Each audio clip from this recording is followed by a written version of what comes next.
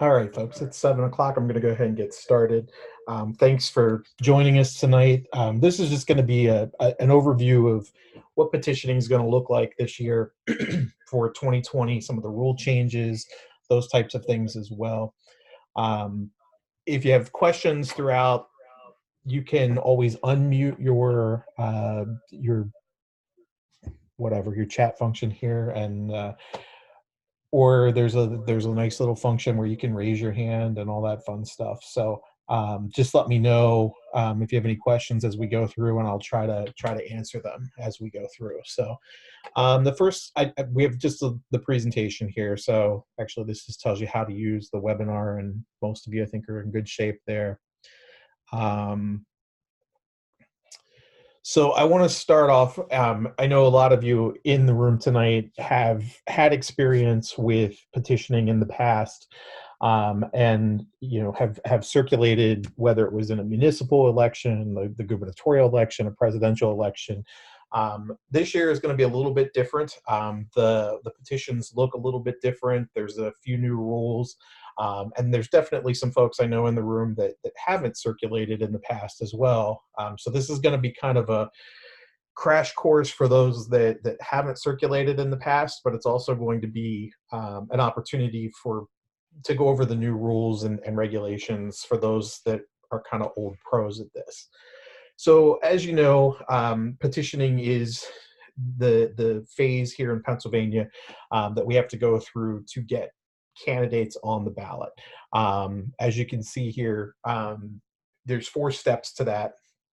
You have to complete and submit a notarized candidate affidavit. We'll take a look at that in a minute. Submit the actual petition with the required number of signatures. Every candidate will have to file a statement of financial interest, and that goes to the State Ethics Commission office.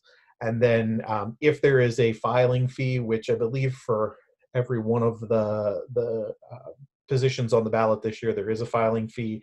You have to have a check or money order available to file those petitions. So this year, one of the benefits of having everything run through the Department of State in Harrisburg is that we have one kind of petition. If you helped with petitioning last year or have been involved in years past, sometimes we have 2, 3, maybe 4 different types of petitions. This year, everything is going to be a Pennsylvania state petition. So every petition should look exactly the same, should have the same information filled in on each of them. So there shouldn't be any confusion as to who circulates what petition. So that's helpful as well. And this is what the petitions look like this year. If you have not yet, if you're a candidate that's on the line and you haven't yet downloaded your petitions, I'll give you the link here in a minute that you can do that. What we are advising is you can get blank petitions. The easiest thing to do, though, is to go onto the Department of State website, fill in the information as a candidate, create a PDF, and print that petition out. Thing to keep in mind is when you're doing petitioning, and this is for everyone, if you're making copies of a blank petition that's already filled out with the candidate information, make sure that you print both front and back on the same page. You can't have 2 different pages for your petitioning. You have to have them all on the same page. I know in the past we've had some issues.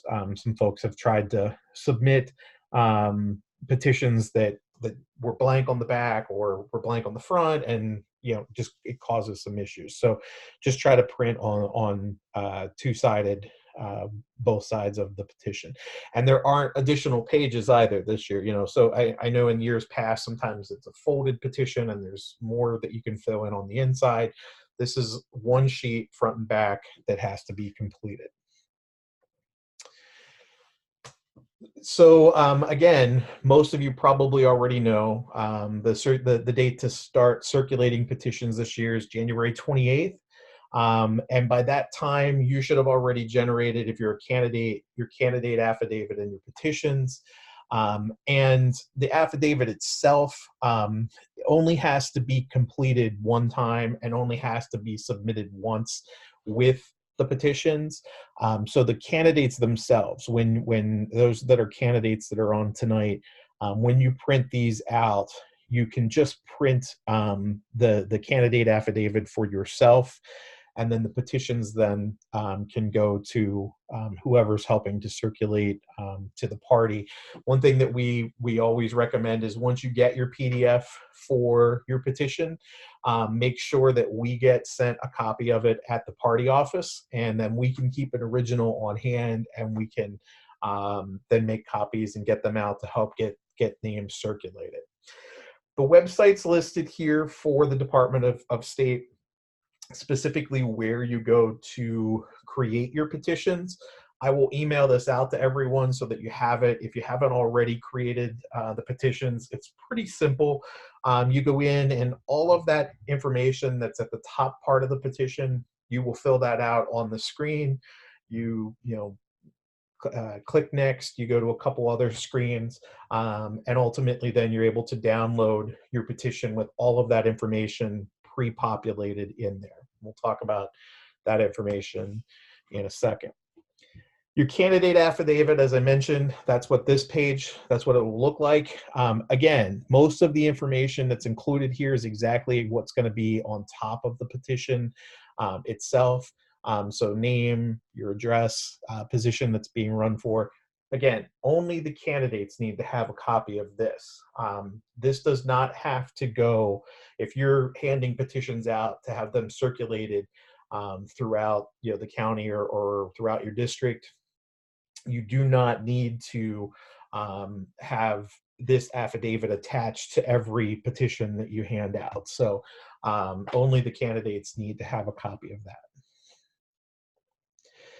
On the candidate affidavit, you'll see everything with the red arrows here.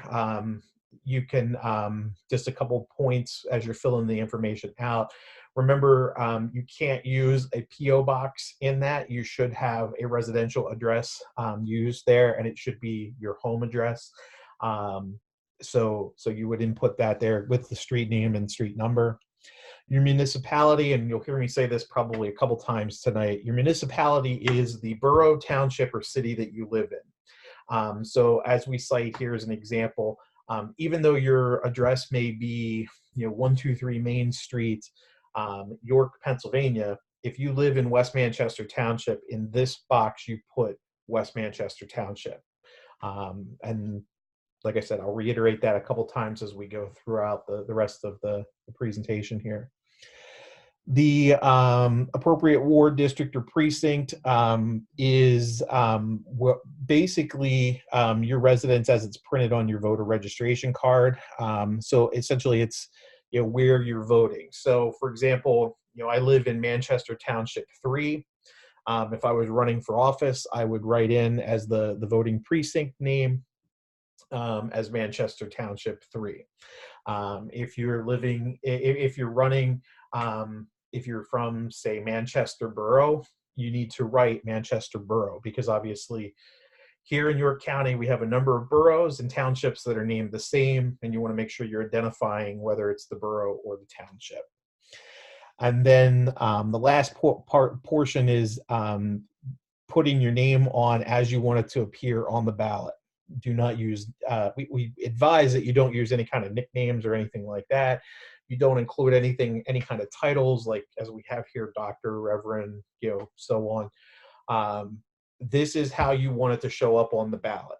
So, if you go by, if your name is Joseph Smith and you go by Joe Smith, you can put Joe Smith down as long as, it can be identified, by the Board of Elections as a candidate in the district. So, so just keep that in mind. The last portion here is you have to have this affidavit notarized prior to filing your paperwork. There has been a change to the notary rules, and we'll talk about that a little bit more when we get to the petitioning. This is the one document, though, that does need to be notarized. So every candidate should take this to a notary and have this notarized by that notary. The other part of this is the other half of this document is what you see here. There is a section that does not pre-populate, with the exception of where it says your county. In this area, do not fill that in. Do not write that in once it's printed out. This is what you will need to fill out in front of the notary. So as a candidate, you will go to the notary and you will have you will sign it, fill in that information in front of the notary. To the right, or I'm sorry, to the left of that, where it says sworn to and subscribed before, that whole portion is done by the notary themselves. So they will watch you sign, they will stamp it, they will fill in their information, and then they will stamp it with their notary seal. The county is already pre-populated. That's not a big deal. That's supposed to happen that way, so you don't have to worry about that. So on to the petitions themselves. Again, I know, as I said, a lot of you have done this before. So a lot of the sections of the petition are going to look similar to what you've seen in the past.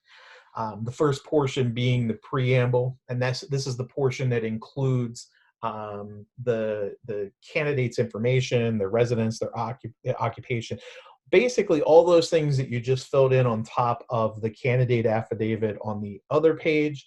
It's going to pre-populate onto this page as well. And as I said, if you go to the Department of State website, input all that information, your PDF will be given to you. It'll look like this. The second part is the signature of the electors, and obviously this is where they're going to fill in. It's made up of 6 different sections, and we'll talk a little bit more in detail about those in a second. And then on the back of your petition, there will still be spots for petitioners to sign, for signers to sign in that particular area. But at the very bottom, there is now called what is the statement. It's called the statement of circulator. And this is where the circulator of that petition will fill in all of their information. Here is a big change that is actually I think a good thing. You no longer need to have petitions notarized to submit them. So what you're seeing here is it used to be you'd have to fill this information out in front of a notary. This information can be filled in, but do not fill it in until that petition is complete. So if you only have 3 signatures on the front, don't fill this in until you're able to confidently say this is this petition is finished. So yeah, the big difference, like I said, is that you no longer need to have a notary notarize your petitions that are signed. Only that candidate affidavit that we showed a minute ago, that is the only thing that needs to be notarized anymore. So I mentioned there's 6 columns here for the petition circulators. The first is the signature of the elector, and obviously that makes sense. It's where they sign their name. The second is their printed name, and it has to be printed clearly and legibly. It should not, in most cases, it shouldn't look like their signature. I guess if that's how they sign their name normally, the 2 will look the same, but the first box is signature, second box is their printed name. Next is their house number, and that is all that goes in there. You will have petitioners that at times will get a little gung-ho and they will start to fill in sections, and they will start to write their street address in there as well, their street name in that box. Only the house number goes in that house number box.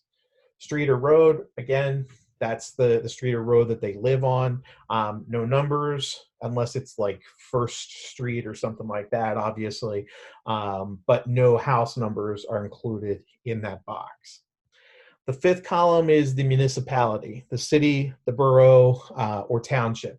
Exactly what I said about filling in the information for the candidate affidavit earlier. Same thing is true here. And this is where, as a petition circulator, those that have done this before know this can be a headache in this particular box. You need to write down the township the borough or the city. So again, I go back to the fact that if you live on Main Street with the address York, Pennsylvania, but you live in Manchester Township, the signer has to put Manchester Township. We get so used to putting in the city name that a lot of times people just do that automatically. So you need to be careful and you need to catch that. You are able to abbreviate township. We've had this question come up in the past, so TWP for township is fine. Obviously, there are some big township names, Springettsbury Township, and of course, you've got to spell out Springettsbury in that small little box, but you can get away with putting township in there.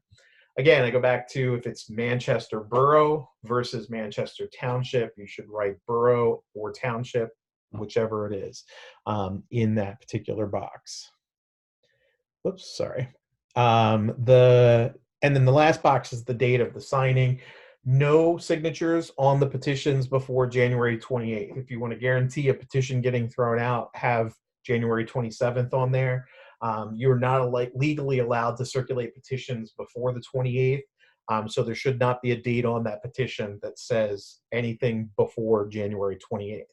The other thing to keep in mind there as you're circulating these petitions is that those dates should be in order. So for example, if someone signs it January 28th, then somebody else signs it the next day, January 29th. And then the next day somebody signs it and they put the 28th down for some reason, that's not going to count. You need to make sure that those numbers, those dates are all in order as you go through that particular column. Couple basic rules for circulators. Each signer may sign petitions for as many candidates for the office that is available. So for example, this year, we know in the congressional 10th district, we have 2 candidates that are going to be running in the primary. So individuals that sign petitions in the 10th district can only sign for one of those congressional candidates. So you can only sign for as many spots are available. I think probably the only difference, the only place where you're going to have multiple candidates this year is for delegates to the presidential campaigns. There will be multiples that you can sign for, and we'll have an exact number on those after everybody's assigned and so on. So, but you will be able to sign multiples in that case. Each signer must personally insert their information, concerning all of their residency, data signing, that type of stuff. You can spell out, as we have here, February 19th, or you can put it as 2/19. That's fine. Actually, it's not fine. I think that dates from last year, and that's actually after petitioning closes this year. But substitute in for this year, and you can use either format in that date box. Do not use ditto marks, and when I say do not use them, do not let your signers use ditto marks. If you are at a house and you are getting multiple signatures at that house and someone writes their name and then writes out the address, and then their partner has comes up and signs as well, they write their name, but then they put ditto marks, that does not count. They have to fill out the information, every box, step by step, exactly like their partner did. So you have to have that information done by the individual that's signing it. Each signer, as it says, must sign their name and insert their address exactly as it appears on their permanent registration record. There's a little bit of leniency with this. Obviously, if someone's permanent voter ID card says, or voter registration card, I should say, says, Susan Smith, and they sign it Sue Smith, that's fine. That can be, you can make that exception. But in most cases, when you're having someone sign, just tell them, how it appears on your registration card should be how you fill that out. Make certain that each signer of the petition is registered and an enrolled member of the party referred to in the petition. So again, every one of us is going to have petitions that are out there by Democrats. Only Democrats can circulate those petitions. And we at the party can easily provide walk lists of voters in the area. So if you've got someone who wants to volunteer and help out and circulate a petition in your region or in your district, we can get them lists so that they know what doors to be knocking on. The individual who executes the statement of the circulator should be present when each elector signs. So essentially what we're saying is when you're circulating your petition, whether you're a candidate, whether you're just a volunteer circulator, you can't just lay your petition down at an event and say, have someone sign it and then, have it there for people to sign and then walk away from it. You actually need to be there with it. You need to observe them signing it. We had, I believe it was 2 years ago, it came into question. There were at least 2 Republican candidates that took a petition to a nursing home, sat it down so that the residents could sign it, and weren't even in the building. They had left. If you come across anything like that, take a picture of it. Please take a picture of it. Ask your volunteers to take a picture of it, because that would completely invalidate that particular petition. So the best rule of thumb is stay with your petitions all the time. Do not attempt to execute the statement of circulator until everything's filled out completely. And I mentioned that earlier. It used to be you couldn't fill that out unless you were in front of the notary. Now the recommendation is just wait until you're done with that particular petition and then fill it out. And then as it says, candidates are reminded that the petitions may only be circulated in that time frame, by an enrolled member of their political party, which we mentioned before, and a registered voter in Pennsylvania. Something that's different. This is, again, a new rule for this year. You do not have to live in the district to circulate a petition for a candidate. You have to be a resident of Pennsylvania. You have to be a registered voter of that political party. But you can, as long as you fit those 2 criteria, you do not need to worry about which district you're in. So, for example, if we have someone running in the 95th State House seat here in the city, and someone from the northern part of the county wants to circulate a petition in the 95th for that person, they can do so. So you've still got to get signatures within that district, but you yourself do not have to live in that district to circulate that petition. I suspect a lot of people throughout the county will be helping to get petitions signed for the 10th Congressional District. Again, those that live in the southern part of the county are in a different congressional district, but they can circulate petitions in the 10th and get signatures there. So that's a different rule than what we've seen in the past, and actually one that may help stronger volunteers or stronger supporters help candidates in their particular areas. Just some other general tips. Don't circulate before the 28th of January, as I said, and the last day to circulate is February 18th. Of course, the petitions have to be into the Department of State by 5 o'clock in Harrisburg on the 18th of February. So typically, candidates are going to want their petitions back anywhere from that Monday, the February 17th, all the way to a week ahead of time. So it may differ depending on which candidates you're circulating for. But just keep that in mind, that you don't want to wait until Tuesday to get them to the candidates, because it will be a madhouse at the Department of State. It always is, to get things signed. We as a party typically have one person that will go up and help file as well. So if you're a candidate and there's no way you can get off work, or there's no way that you can get to the Department of State that day to file your petitions, let us know. We can we can file those petitions for you on that day. As long as we need to obviously have all the materials. So yeah, we need to have the petitions, the notarized affidavit, the filing fee, and I think that's it.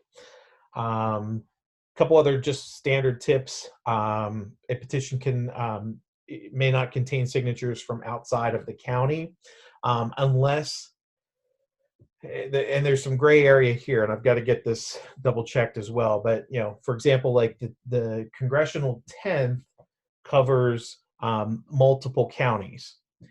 So according to our rule that says you only have to live in Pennsylvania and be a registered Democrat, you should be able to circulate in all of the 10th. But we need to double check and see if that rule still is in place to cross the county lines. And I know we have a couple other races, especially the state Senate races that cross boundaries, cross county boundaries as well. So we'll get that clarified. And then, as it says, it has to be a Democrat residing in the county represented by the office the candidate is seeking, or residing in the district, it should say. So anybody that's signing has to be a Democrat in that district. No Republicans.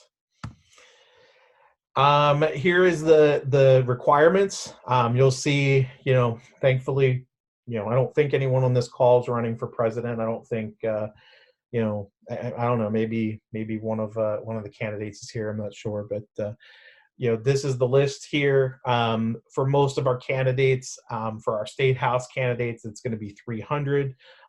For the Senate candidates, the state Senate candidates, it's going to be 500. Congressional is 1,000, and then on up. And you can see the filing fees there as well.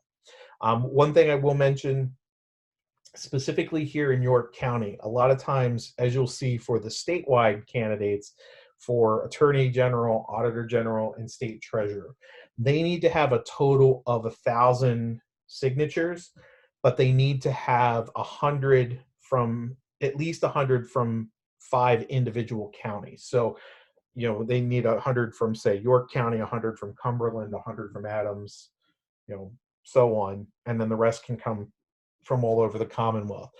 York County traditionally has been a county that gets tapped to help get to that 100 because of the number of registered Democrats that we have in this area. And a lot of times, it's all for show when it comes to the statewide candidates, but a lot of times they want to have a couple counties in the Philly area, a couple counties in the Pittsburgh area, and a couple counties in the central part of the state as well. And a lot of times we'll get tapped to be one of those counties. So if you are a regional director that's on the call here tonight, just be aware that we may be asked by one of the statewide candidates to be one of those counties to get 100. So we'll be putting some emphasis on those particular ones. The delegates for office, or for the convention, this is something that's being worked out right now. It is something that will be determined by the campaigns themselves. I know I just saw today that there are multiple Sanders delegates that have been contacted to say they've been selected to run as a delegate. We will get the petitions from them as that comes in. We fully suspect, obviously, we'll have multiple candidates that will be bringing in, that'll be running delegates here in the county. The way the delegates work is it's by congressional district. So you will have some representatives that are circulating in the 10th, and you'll have some representatives that are circulating in the 11th as well. Just a few other things, and a lot of this I think we've hit already, that whoever signs the petition, it has to be that person signing the petition for themselves. Again, you may come to a house where it's a husband and wife, and the husband is disabled and is not able to sign. Unfortunately, in that case, the wife can't sign for the husband. So essentially, you say thanks and you move on. it has to be the person that is whose name is on that sheet to sign that petition. Um, as I put here, it needs to be spelled out with no nicknames when they sign, and no Mrs. whatever. This is becoming obviously more and more rare, thankfully, but we used to see more where instead of putting Jane Doe, as we use as the example here, they would write Mrs. John Doe. Um, you know, just make sure that everyone that's signing is putting their full name down and not a married name or what have you. The date must be completed. This is important. Don't try to go back and fill in a date after you've walked away from that signature, because everything has to match. All the handwriting has to match. And if it looks like that you've attempted to put a date in after the fact, it could disqualify the actual signature itself. No, don't erase, don't just scratch something out. Don't just white it out. As we have it listed here, if you've got a mistake on your petition, you go through it with a heavy black line and you have them rewrite it over again on a new line. I will tell you what, it agitates signers. The thing that agitates signers more is when they get almost to the very end, they get to that township, city, or borough block, and they put the wrong thing in, and we have to tell them, nope, got to scratch it out and do it all over again. They get really frustrated with that. So just try to don't be too stalker like, I guess, when you're watching them do this, but just try to kind of guide them as they go through to make sure that they're getting it correct in the first place. I mentioned already no ditto marks. I mentioned already about the city, borough, and township.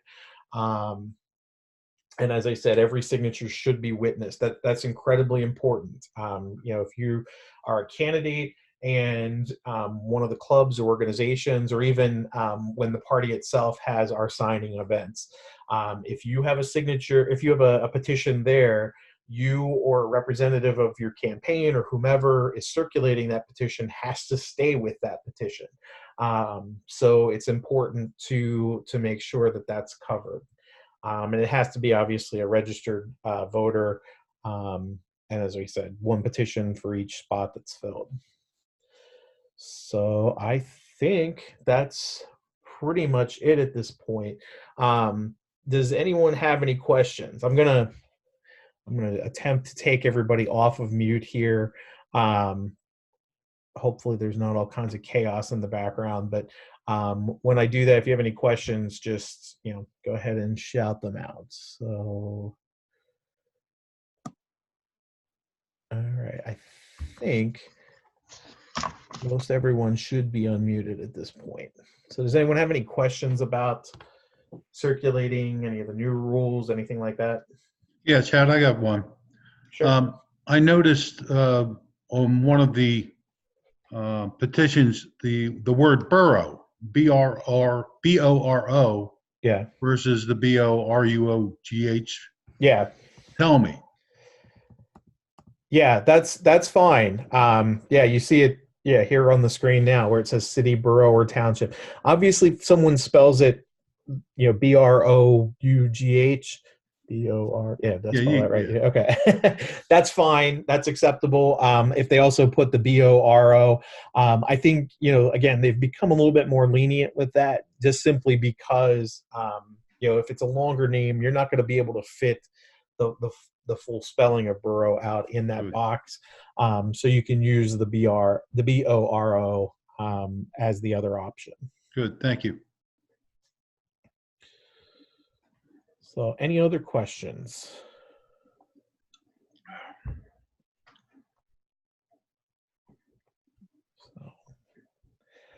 So like I said, there's definitely information here that for some of us that have done this for years, the whole thing about not getting it notarized anymore, I think, is a big deal. We as the party have had events in the past that specifically were focused on folks bringing their petitions in and getting them notarized. We're still going to have those events this year. Our plan, and this is really important for candidates to note, our plan is that we are still going to have at least one notary available at those events. So if a candidate needs to get their affidavit, their candidate affidavit notarized, they'll be able to do so. They'll be able to bring it to those events. But the main purpose of those events this year will be to try to get more people in to sign the petitions for our candidates. Again, we're going to have a ton of petitions out there. We're going to have multiple presidential petitions. We're going to have the 3 state row offices. Right now, for Auditor General in the state of Pennsylvania, I think there have been at least 6, if not 7, announced candidates for Auditor General. So we're going to have petitions from every one of those candidates. And then certainly all of our local candidates, our state house, our state senate candidates as well. We are going to put a priority on our state house and our state senate candidates, because we know it's always tougher for those candidates to get signatures. So as a party, we're going to put some emphasis on that. We will put some priority on any of the races that ask us, the statewide races that ask us to collect 100 or more. And then everyone else will kind of fall in behind that. So those that are regional directors that are on the line, like I said, our priority will be with our York County candidates, our state house and state senate candidates, and then we'll kind of work from there. So most of the campaigns, I think, are running some petitioning efforts independently as well, specifically from the congressional on up. So you might be contacted by someone from one of the congressional campaigns. As I said, our advice is we will have copies of all petitions through our headquarters. So if you need them from us, you can always get them from us as well. Anything else? Any other questions tonight? It is an arduous task to get this done. It is an exhausting task to get this done, but it is an opportunity at all levels, whether you're a candidate or a regional director, to get out and talk to voters in the area, let them know who's running. For candidates, especially if you're circulating specifically for yourself, it's a great opportunity to give an introduction to those voters. One tip that we always give is try not to spend too much time in one location. You'll have some people that will sign and say thank you and shut the door, and that's it. You will have other people who will want to invite you in for a cup of coffee and want to have a full-blown conversation with you. Because we need to get so many, typically our advice is tell them, thank you for signing. I greatly appreciate it. I will be back, in a month, or a couple weeks, or I'll give you a call and we can set up a time to sit down and talk one-on-one. And then definitely follow up. That's the other key thing is once you follow up and make that connection, it shows some dedication both from our candidates and from our regional directors as well, or our precinct folks as well. So, it's a great opportunity to start to build some relationships, to recruit some other recruit some other volunteers, and just get activated in the area. So if there's no other questions, then I'm going to go ahead and sign off for the night. I will post the presentation. We're recording it. There's a couple people that weren't able to get on tonight. So I'll share out the link for the recording when we get that posted. And I'll also share specifically for the candidates that link to the Department of State so that you can get your petition set up and ready to go. So thanks, folks, for coming out tonight. I appreciate it. And certainly if you have questions afterwards, I think everyone here's got my contact information. Don't hesitate to reach out, and I'll be happy to follow up with you. So again, thanks for coming out, and everybody have a good night. Thanks. Thanks, Ed.